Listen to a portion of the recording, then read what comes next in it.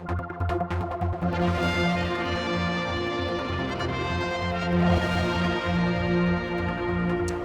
come along to Barclays Bank to talk with Will Hobbs, who represents the bank in all things in the economy, and you've been doing some talks to the people here in the Isle of Man.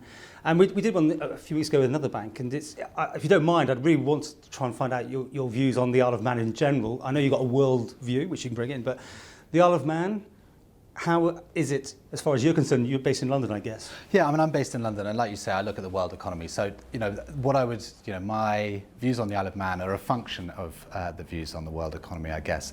And I think, speaking more to the world economy, our view is sort of more optimistic, I guess. And we've been a bit more optimistic than the consensus for the last couple of years. We've sort of believed that the US consumer is a little bit less fragile than people have feared. We've kind of thought that the Eurozone will probably muddle through one way or another.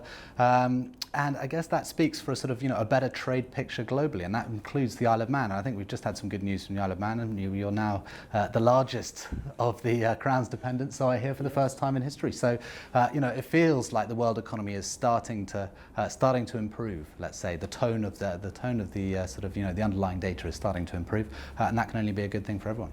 Well, Gibraltar having a big push in London just the other day, and they say they've now gone from offshore to onshore.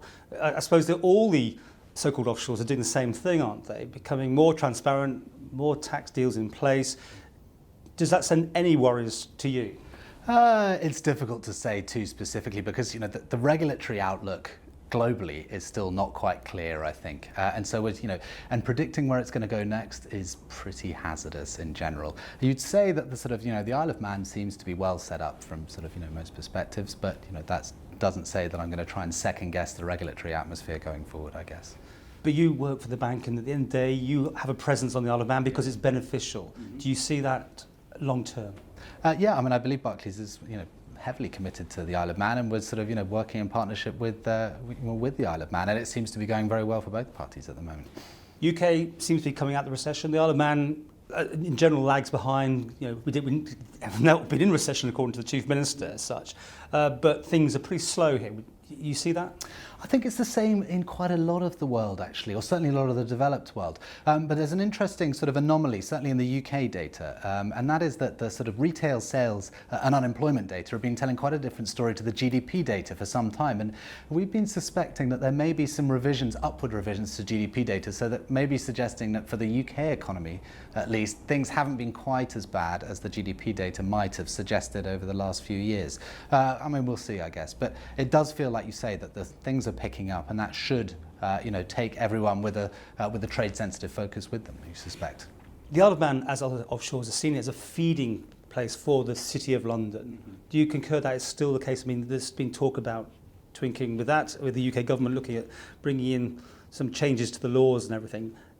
Do you see us as still a major player in that sense? I mean, again, it feels difficult to sort of second guess what happens in terms of, the Isle of Man's importance as a sort of financial centre relative to the City of London.